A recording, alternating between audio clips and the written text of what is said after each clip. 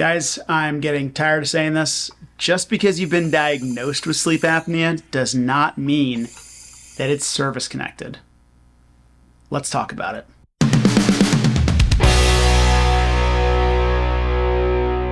Once a month, if not more frequent than that, I have to tell a veteran that, hey, listen, I know your sleep apnea was recently diagnosed and the VA even gave you a CPAP machine for it, but that doesn't mean it's related to your service necessarily. Now, let's go back to the three pillars of a VA disability claim and what service connection is. Now, the textbook answer for this is you have an in-service event, current condition, and a nexus between the two. But in plain English, I like to think about it this way. Something happened in service, something's wrong with you now, and they are somehow related. There's a line between the two. So the question is, well, my sleep apnea is diagnosed, why isn't it service connected? And that's a good question. So how does one service connect sleep apnea? Well, there are a couple different ways of doing it. First, you might have been diagnosed with sleep apnea in service, or you may have had symptoms of sleep apnea in service, but have been undiagnosed. And lots of folks actually are undiagnosed for years. That might be the foundation of a direct theory of service connection. So you may want to build up evidence that shows that you had all the symptoms of sleep apnea while in service, but you were just never diagnosed.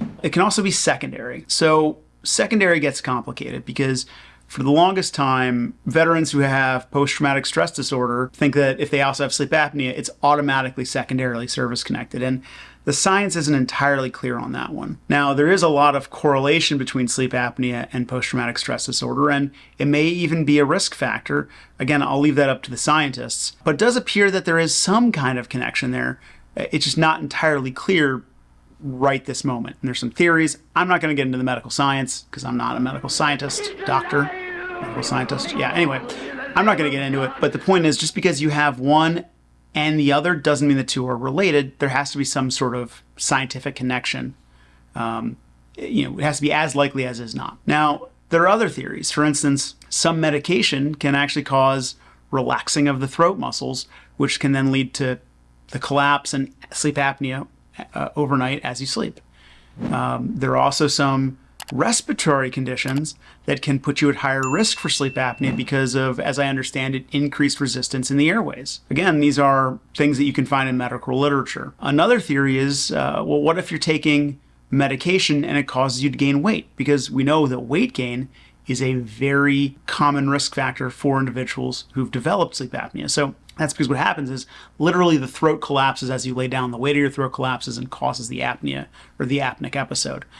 Well, there are a lot of medications that can cause weight gain, including things like gabapentin and what have you.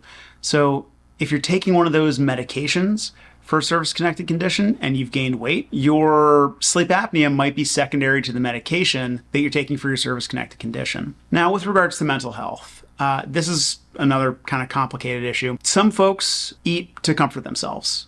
That's, the stress eat. It's a thing, right? And some people, when they are having, a bad day, a bad mental health day, they're not motivated. So they're not motivated to move, and they're probably eating a little more than they should be, and they might gain some weight. So weight gain can sometimes come as a function of the actual psychological processes that you're dealing with. Now, there's also a somewhat contended theory, at least if you ask the VA doctors, that a physical disability like knee problems and back problems can lead to weight gain because you can't work out as much. And I've seen this far too often where the C&P examiners will immediately shoot down and say, well, you know what? You should just eat less. If you can't work out, you should eat less. As if that's the answer, right?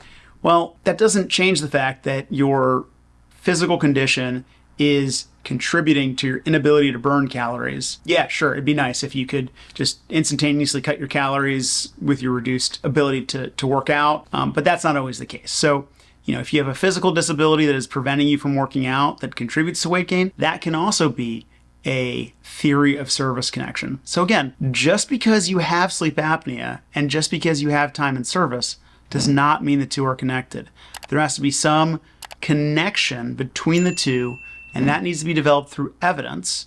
As Clay over at the CivDiv likes to say, it's all about the evidence. He's absolutely right. It's all about the evidence. Now, that evidence can be lay statements. It can be statements from medical providers, medical records. It can be statements from friends and family, what have you. It can be lots of different things to show how your service-connected condition has led to the conditions that were favorable to the development of sleep apnea. Again, not entirely easy, but this is why if you're applying for a condition, you need to kind of think in your mind, okay, how did I get here? What caused this disability?